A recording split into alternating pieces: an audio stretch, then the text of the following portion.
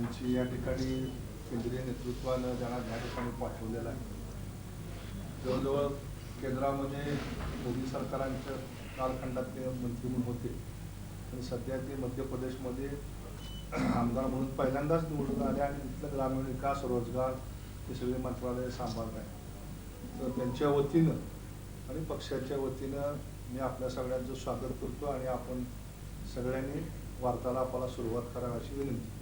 Electronic media, photo journalist, आप सभी का भारतीय जनता पार्टी की तरफ से मैं अपनी तरफ से आप सबका स्वागत करता हूं, अभिनंदन करता हूं। ये क्लस्टर के प्रवास की योजना में आज मेरा तीसरा दिन है और आज हम सोलापुर लोकसभा में आज हमारा दिन भर का प्रवास होगा।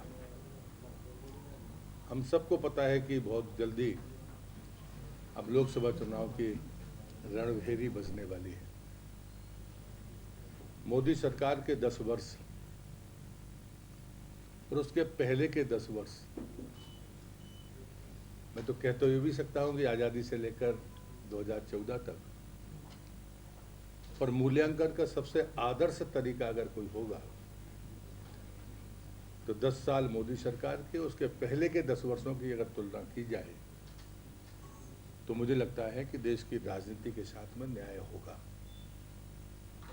हम गौरवान्वित हैं कि हमारे पास ऐसा नेता है जिसका सिर्फ देश में नहीं पूरी दुनिया में उनकी स्वयं की प्रतिष्ठा है और भारत माता की प्रतिष्ठा को उन्हें ऊंचाई दी है। और उसका आधार अगर कोई है तो वो सिर्फ विकास, और वो भी विरासत के साथ। ये बात मैं फिर से दोहराता हूं, मोदी सरकार के विकास के मॉडल में विरासत के बगैर वो संभव नहीं है, ऐसा हमारा दृढ़ विश्वास है। विकास में भी हमने एक नई दिशा दी है जिसमें गति भी है और प्रगति भी है। और विरासत के मामले में देश की आज़ादी के बाद जो दुराग्रह कांग्रेस ने किया या हमारी विरोधी पार्टियों ने किया, उसमें वामपंथी हो, कांग्रेस हो या स्थानिक कोई भी दल हो, उनने सदैव विरासत पर कुठाराघात किया। लेकिन हमने अपने राजनीतिक हितों के लिए कभी समझौता नहीं किया। इसलिए मैं 2 उदाहरण आपको देता हूं। देश के विभाजन के बाद जब जम्मू कश्मीर में एक अलगाववाद की दिशा तय की गई तो डॉक्टर मुखर्जी का पहला बलिदान जम्मू कश्मीर की धरती पर हुआ। धारा 370 हटाने के लिए तब से लेकर 70 साल तक पार्टी संघर्ष करती रही और जैसे ही मोदी जी सरकार में आए, हमने धारा 370 से इस देश को मुक्त किया। 70 साल का इंतजार मैं नहीं मानता कि कोई दूसरे राजनीतिक दल ने इतना संघर्ष किया होगा। इसलिए हमने राजनीतिक हितों के लिए कभी समझौता नहीं किया। दूसरा उदाहरण है राम जन्मभूमि का। वो तो 500 वर्ष का संघर्ष है। देश की आज़ादी के बाद में जो चित्र है वो सबने देखा है, आप सब परिचित हैं। लेकिन मैं गर्व करता हूं कि हमारे प्रधानमंत्री के नेतृत्व में उच्चतम न्यायालय के फैसले के बाद जो हमारा संकल्प था कि हम बिना विरोधाभास और संघर्ष के राम जन्मभूमि पर अपना मंदिर का निर्माण करेंगे, ये सदैव भारतीय जनता पार्टी का मत रहा है कि बातचीत से मंदिर के समाधान निकलने चाहिए, पर मंदिर बनना चाहिए। आज वो मूर्त रूप ले चुका है। अगर मैं विकास की बात करता हूं तो विकास में आपके ही क्षेत्र में जितने राजमार्ग बने हैं, 10 साल क्या, मैं समझता हूं आज़ादी से लेकर तब तक नहीं होगा। हम सब की जितनी आस्था का केंद्र है, ये वास्तव में धार्मिक राजधानी है, सिर्फ महाराष्ट्र की नहीं, अन्य आसपास के जो राज्य हैं उन राज्यों से लोग यहाँ तक आते हैं। सोलापुर से तुलजापुर, सोलापुर से अक्कलकोट, अक्कलकोट से गाड़गापुर, सोलापुर से पंढरपुर, ये सभी में ये जो कनेक्टिविटी है ये सिर्फ पंढरपुर भर के लिए नहीं है। जो भी श्रद्धालु जहाँ से आता है उसके लिए ये कनेक्टिविटी है। इसलिए हमारा रेल का मार्ग हो, हमारे रोड का अपग्रेडेशन हो या फिर हवाई सेवाएं, इनमें जो हमने सफलता प्राप्त की है वो ऐतिहासिक है। तीसरी बात मैं ये कहता हूं कि देश की राजनीति की दिशा मोदी जी के नेतृत्व में बदली है। उनने जब ये बात कही थी कि देश की आज़ादी के जब 75 साल होंगे तब देश कैसा होगा, और उन्होंने पूरी जिम्मेदारी के साथ जब ये बात कही थी तो हमारे विरोधियों ने मजाक उड़ाया था कि 2019 का चुनाव बीच में है, जो 2075 साल की बात कर रहे हैं वो तो 22 में आएगा। मोदी जी ने कहा था कि देश का विकास अनवरत है, चुनाव होते रहेंगे, लेकिन लक्ष्य हमारा स्पष्ट होना चाहिए। अब आप देखिए, प्रधानमंत्री आवास हो, स्वच्छता के लिए शौचालय हो, गरीब आदमी के लिए गैस कनेक्शन हो, महिला सशक्तिकरण के लिए जल जीवन मिशन हो, उपचार के लिए आयुष्मान कार्ड हो। और मैं आपको ये स्पष्ट कर दूं कि जल जीवन मिशन 2019 के बाद शुरू हुआ है। और एक आंकड़ा मैं जरूर दे रहा हूं, शायद वो आपको भी अच्छा लगेगा, कि जब जल जीवन मिशन इस देश में शुरू हुआ था 2019 में, तब महाराष्ट्र में, खासकर इस जिले में, जो सबसे अच्छी स्थिति देश के भीतर महाराष्ट्र की थी, और राज्य का एवरेज 33% था, लेकिन आपके सोलापुर डिस्ट्रिक्ट का एवरेज 37% था। मुझे आज कहते हुए खुशी है, आप भी जल जीवन मिशन का पोर्टल खोल कर देख सकते हैं, आपका अचीवमेंट 97% है।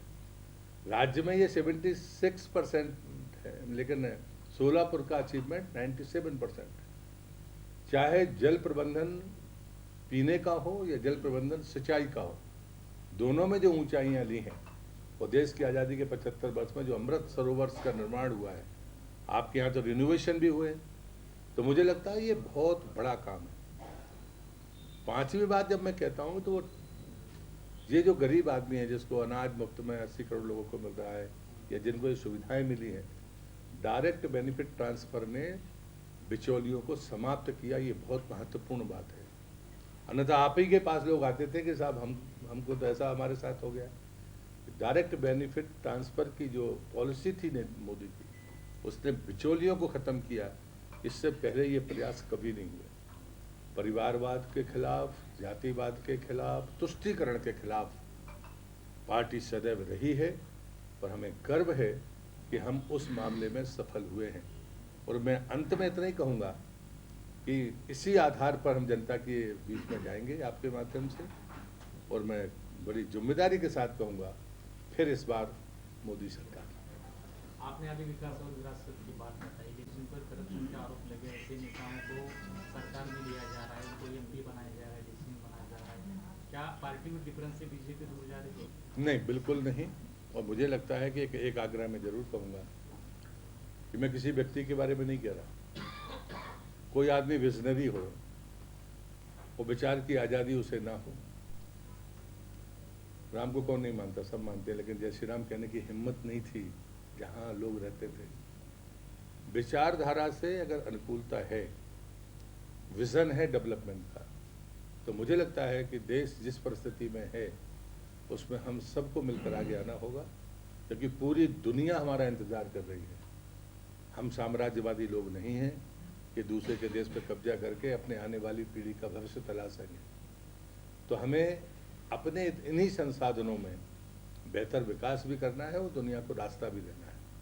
और उसका सबसे श्रेष्ठ उदाहरण है कोरोना का, कि हम 140 करोड़ के देश थे, हमको दवाइयों की ज़रूरत थी, लेकिन हमने 150 से ज़्यादा देशों को दवाइयाँ दी, उसमें अमेरिका भी शामिल है और ज़रूरतमंद ब्राज़ील भी है।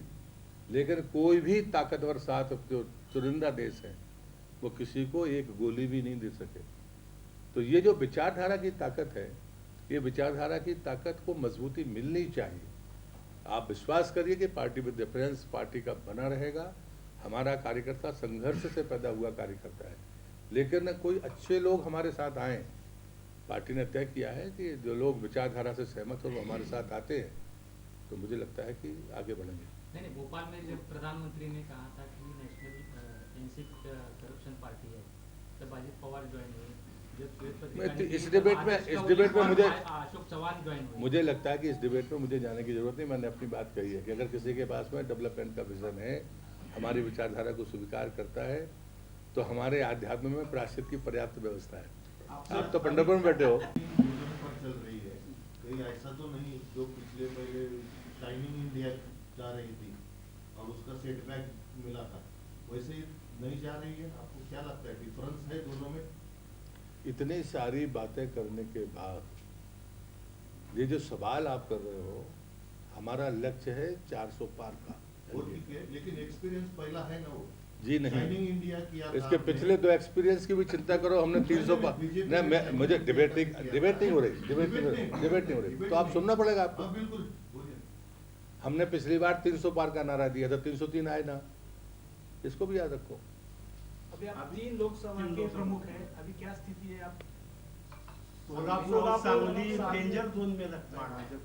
नहीं, कोई डेंजर जोन नहीं है, सब सुरक्षित जोन में है। अभी जो मठाधीश थे वो गिरे ना, तो ये उसके बाद के उनने तो उतना विकास नहीं किया जितना हमारे खासदार ने किया है। तो इसलिए ये मुझे लगता है कि अगर मैं पवार साहब का ही नाम लेता हूँ, वो रहे ना, माड़ा से रहे। और आप आज के डेवलपमेंट के बारे में देखिए तो मुझे लगता है कि मैं कहूँगा कि खाली पानी पर जितने काम और रोड पर हुए हैं माडा में, देश की आज़ादी के बाद ताकतवर नेता होने के बाद भी नहीं हुए, ये मैं कह सकता हूँ। सोलापुर में मैं इस पर कोई टिप्पणी नहीं करूँगा, ये मेरा काम नहीं है। लेकिन मुझे लगता है ये हमारी तरफ से, पार्टी की तरफ से कभी कोई बात नहीं है। 10 साल मोदी के हुए तो पहली बार, पिछली बार में उम्मीदवार बदला, इस बार में नहीं, ये पार्टी का काम है, ये इसमें मैं कोई टिप्पणी नहीं करूँगा। माढ़ा में आपके सोलापुर कैंडिडेट जो है एससी का, सर, माढ़ा में जो आपके कैंडिडेट सोलापुर एससी का रिजर्व है, लेकिन इधर नॉन एससी कैंडिडेट जो टेक्निकली एससी है, इनको ही उम्मीदवार किया जा रहा है इस साल और पिछले साल। मुझे लगता है कि आपको सूची आने तक इंतजार करना चाहिए। सर, सिव्हिल डेव्हलपमेंट भाजपने केली हे केलं, परंतु महागाईबद्दल लोकांमध्ये प्रचंड असंतोष। मुझे देखिए, हम जिस प्रकार से जनता को लाभ मिला है, चाहे गरीब कल्याण के नाम पर हमने उनको मुफ्त में राशन दिया हो, ताकत हर पक्ष में मिली है। इसलिए चीज़ों की इसको एक पैरामीटर पर नहीं देख सकते। लेकिन कांग्रेस के समय की महंगाई की अगर कंपेयर कर, मैंने कहा कंपेयर कर लेना चाहिए, इसलिए मैं पहले ही कहा है मैंने।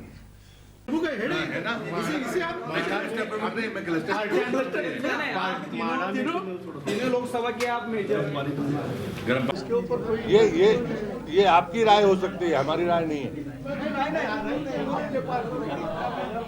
लाडली बहना जैसी कोई सेंट्रल में नहीं, मुझे लगता है कि ये हमारा जब घोषणा पत्र आएगा तभी इस पर कोई टिप्पणी के लिए आग्रह करूँगा।